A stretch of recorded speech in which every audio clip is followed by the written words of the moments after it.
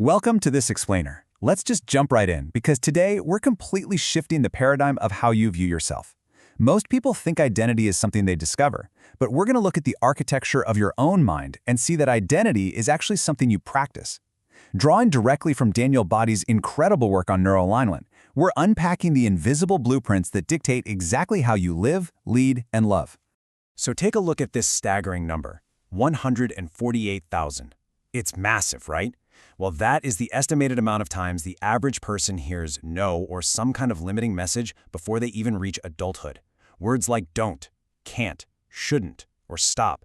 If you actually break that down, it means you received dozens of corrective, limiting messages every single day during your most critical identity-forming years.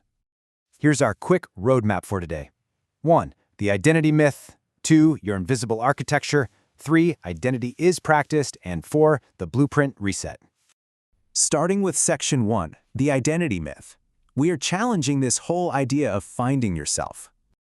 Like I mentioned earlier, most people operate under the belief that identity is something you discover. It's treated like a fixed essence buried deep down that you just have to uncover, like a treasure hunt.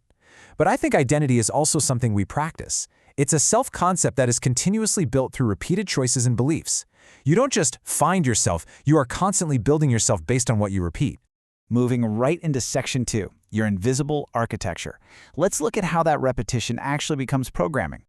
Think back to that crazy number, 148,000. Now, sure, some of those no's were just necessary boundaries to keep you safe as a kid, but a whole lot of them, they were delivered through fear-based control, projected insecurities, or negativity dressed up as help. It might have been a tone you learned to fear, or a silence that felt like punishment. And here is why this is absolutely crucial. Repetition is not neutral. That repetition literally became your programming. It hardwired your nervous system to learn what is safe, what gets you loved, and what gets you rejected. This perfectly illustrates the deeper chain reaction of how self-talk becomes your life script. The results you have in your life, they come from your actions. Your actions come directly from your thoughts. Your thoughts stem from your core beliefs, and those beliefs, they are just reinforced by repetition. Everything you've heard, absorbed, and practiced since childhood. So the results you're seeing in your relationships and your leadership, they all start right here at that foundational level of inherited beliefs. Which brings us to Section 3, identity is practiced. Let's enter what's called Doorway 4. I want you to take a deep, grounding breath and let this big idea really sink in. We become what we repeatedly practice believing about ourselves. Your brain is literally always learning from what you practice, even when you aren't intentionally trying to teach it anything. Information helps us understand, for sure, but practice is what helps us actually become. Think about your own daily internal monologue for a second. Every single time you say to yourself, I'm just not confident, or I'm terrible at this, or maybe this is just who I am. You're rehearsing an identity. You're actively strengthening a neural pathway in your brain. And here's the kicker. You aren't repeating these scripts because they're permanently true. You're doing it because it's become familiar.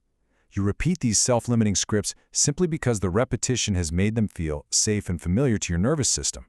Your brain loves efficiency, and it tends to mistake familiarity for absolute truth.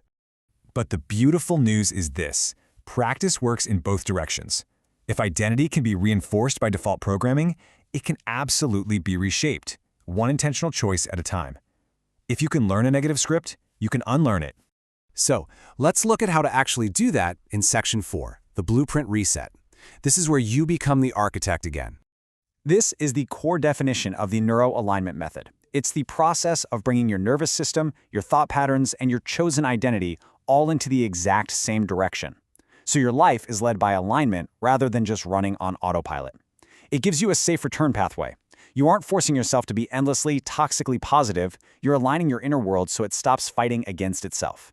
Practically speaking, how do we do this? It's done through a simple 10-minute daily practice using this 3-step loop. First, interrupt. You catch that negative script and just name the loop without judging it.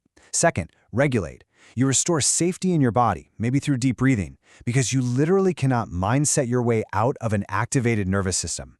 And third, replace. You install a truer, aligned script and just take one small next step. As you run this little 10-minute daily practice, you're going to notice a huge shift. You'll transition the dominant voice in your head away from that old script, the harsh, absolute, shaming critic that drives you to perform out of pure fear. Instead, you'll start installing the new script, a steady, truthful, and compassionate coach that leads you from a place of true alignment. Small, daily micro-repetitions are exactly how we install a new operating system. This isn't about intensity, it's all about consistency. A tiny daily investment of just 10 minutes yields a massive structural renovation over time. It gives you a brand new filter for your past, a new lens for your inherent worth, and a completely new relationship with conflict. Remember, you do not need a completely new personality. You just need a new pattern. And patterns are built gently and consistently, one intentional choice at a time. You're just replacing the inherited noise with your true voice. To wrap up our explainer today, I have a quick exercise for you. Grab a piece of paper. I want you to leave behind those 148,000 no's of your past and just finish this sentence. I am becoming someone who. Write only one sentence. What will you practice believing about yourself starting right now?